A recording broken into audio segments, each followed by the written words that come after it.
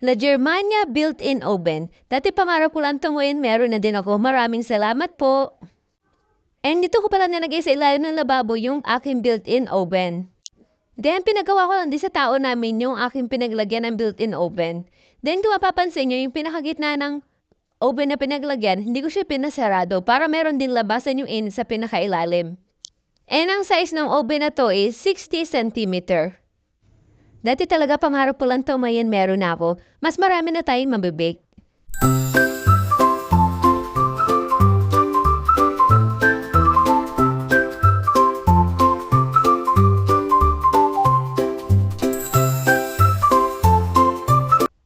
Then yung saksakan niya naman po, bumutas na kami sa taas. Hindi na rin ako nang palagay ng saksakan sa likod ng oven kasi baka masyadong mainitan yung saksakan.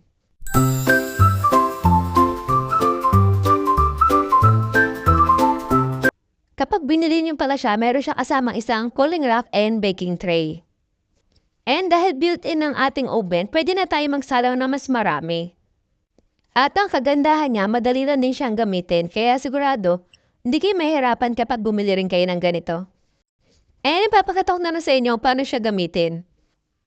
Ayan yung kasama niya nung binili ko siya, isang baking tray saka isang baking pan.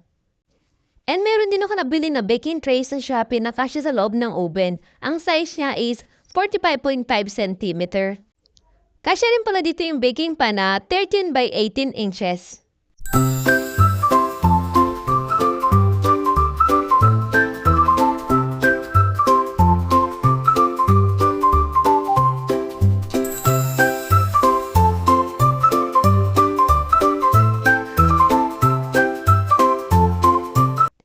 Then yung pinaglagyan naman natin ng saksakan, yung pinagbutasan natin, nilagyan ko lang siya ng wallpaper sticker para hindi pasukin ng mga insekto yung pinakalikod. And para safe na rin, para walang mahuhulog kasi masyadong malaki yung ginawa nating butas.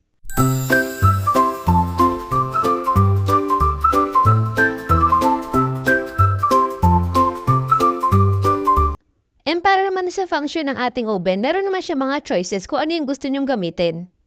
Kung gusto niyo naman heat lang, pwede nyo siya ilagay din sa pinakababa, walang fan. Tapos kung gusto nyo naman siya ilagay din sa heat and tapos meron kasabay na fan, itapat nyo lang siya din sa may side na palang electric fan. And kung gusto nyo naman baba lang, itapat nyo siya din sa may side na pangbaba lang. Tapos kung gusto nyo up and down, itapat nyo lang siya din sa may side na up and down. Tapos kung gusto nyo naman yung taas lang yung may heat tapos may fan, itapat nyo lang din siya din sa may side na may heat and taas lang. And ayan, kung mapapansin nyo yung tinuturo ko, yan yung gagamitin nyo kapag mag-preheat kayo. Diyan nyo ilalagay yung pinaka-settings. And ang timer naman niya is nakaset siya hanggang 120 minutes. And sa atin namang temperature, meron siyang maximum na 250 degrees Celsius. Tapos ayan, kung makikita nyo yung line na yan, then nyo itatapat yung kung anong gusto nyo yung temperature. Pero dahil ang nakalagay lang dito na temperature is 50, 100, 150, 200, saka 250, then kung gusto nyo mag-set ng 180 or 160, siguro mas maganda, gumamit na lang kayo ng thermometer para talaga exact yung temperature.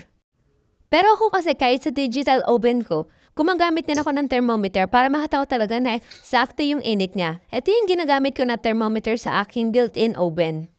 Nilalagay ko lang siya din sa may pinakababang part.